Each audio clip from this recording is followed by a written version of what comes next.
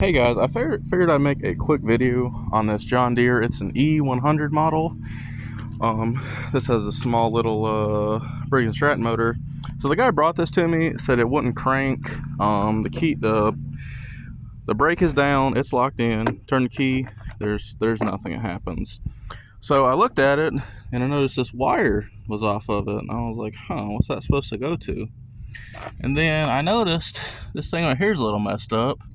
It's supposed to connect right here like this into it. So the easiest way to fix this, just get like a little like a crimping tool, just cut this, put it onto a little keyway, and just stick it in here. But I touched it to it and choked it, and it does start. So if anyone has the same issue where you can't start it, you could just cut this wire, then just kind of wrap it around here, lock it down. It'd still be fine. But that was a pretty easy fix for this. Catch you guys in the next video.